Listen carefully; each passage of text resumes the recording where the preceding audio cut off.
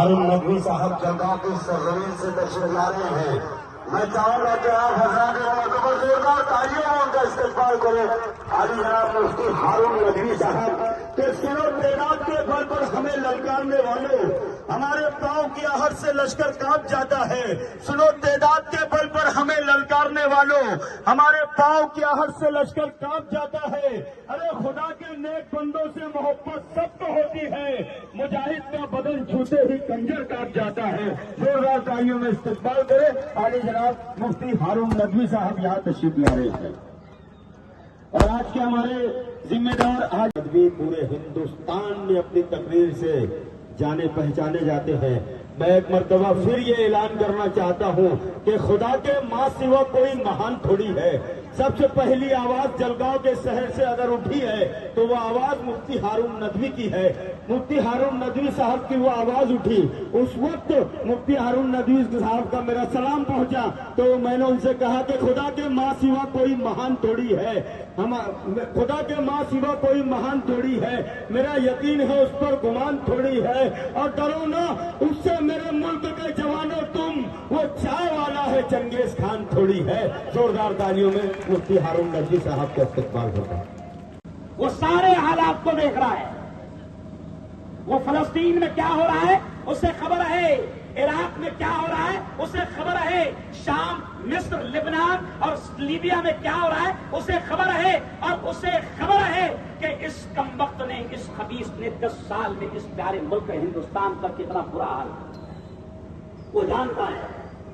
جب سے یہ شخص آیا اور آپ ابھی دیکھو کہ سوائے نفرتوں کے یہ کوئی بات نہیں کر رہے ہیں، لیکن میں آپ کو کھل کر یہ کہہ رہا ہوں کہ یہ نفرتوں کی زبان بول رہے ہیں. ان کی زبان سے ایسا لگ رہا ہے کہ جیسے ہندوستان ان کے باپ کا ہے. لیکن برسوں پہلے راحت اندوری نے ان کو کھل کر کہا تھا کہ سبھی کا خون ہے شامل یہاں کی مٹی میں.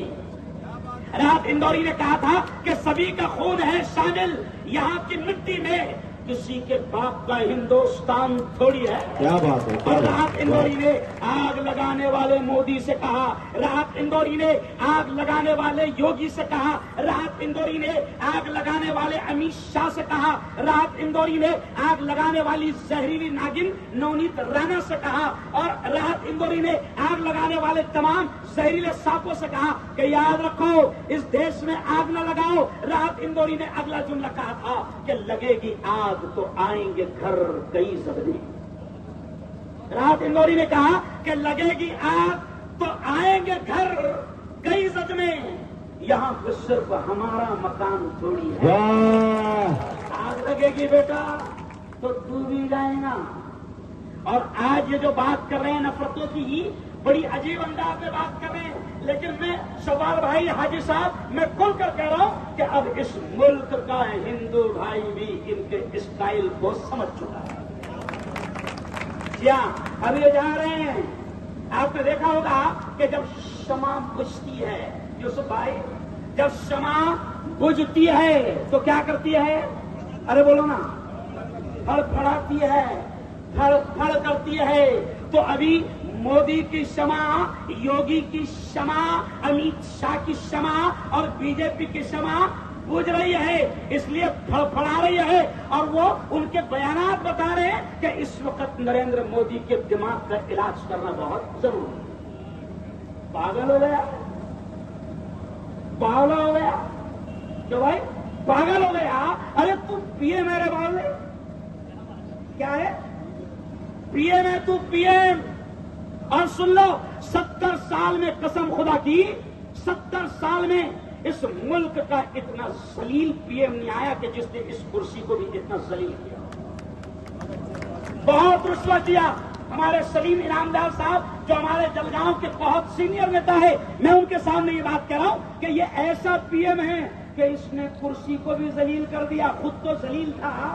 کیا جائے قسم خدا کی، میں تو صاف کہتا ہوں کہ ان کا ڈی این اے ٹیسٹ کیا جائے تو وہ انگریزوں سے ملے. بالکل کھول کر کہتا ہوں. وجہ کیا؟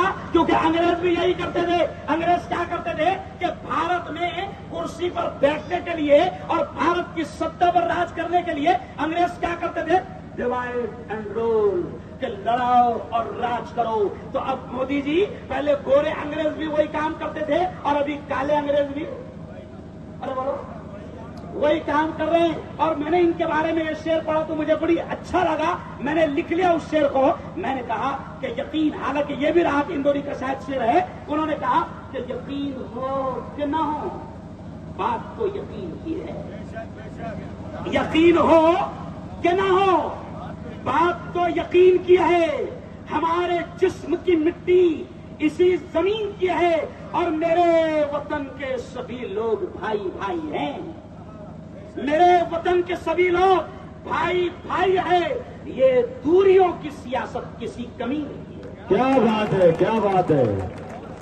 मेरे वतन के सभी लोग, अरे बोलो जोर से, मेरे वतन के सभी लोग भाई भाई है। ये दूरियों की सियासत किसी कमीन की है। अब ये क्या कर रहे हैं, बिल्कुल निचली लेवल पर आए हैं, गटर लेवल पर उतर आए हैं और बिल्कुल हिंदू मुसलमान पर उतर आए। किसी एक हिंदू बेटी ने बड़ी प्यारी बात कही, उसका वीडियो वायरल हुआ। उस हिंदू बेटी ने कहा कि मोदी जी, तुम्हारी मां की कसम खाकर सिर्फ 6 मुद्दे छोड़ो और बात करके दिखाओ। सिर्फ 6 मुद्दे छोड़ो। कौन कौन से? हिंदू मुस्लिम, हिंदू मुस्लिम जो है, हिंदुस्तान पाकिस्तान, और कौन सा?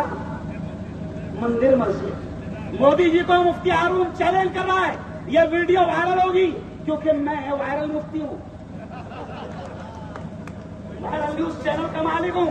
ये वीडियो वायरल होगी कि मोदी जी, मुफ्ती हारून आज आपको धूलिया शहर से ये चैलेंज कर रहा है कि ये 6 मुद्दों के अलावा तुम बात करके दिखाओ। दिखाओ, हिंदू मुस्लिम, मंदिर मस्जिद और हिंदुस्तान पाकिस्तान, इन 6 मुद्दों के अलावा तुम बात करके दिखाओ। तुम्हारे पास बात करने को कोई मुद्दा नहीं। क्यों? इसलिए कि 10 साल में इन्होंने कुछ नहीं किया। 10 साल में इन्होंने कुछ नहीं किया। महंगाई बढ़ गई। क्यों? उन्होंने नारा लगाया था 2014 में, क्या नारा लगाया था?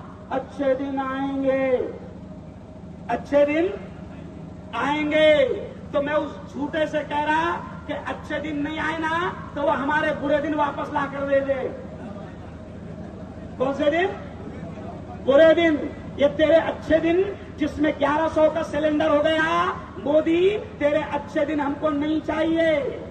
नरेंद्र मोदी, ये तेरे अच्छे दिन जिसमें बकायदा बच्चों की फीस बढ़ गई और इलाज की कीमत बढ़ गई।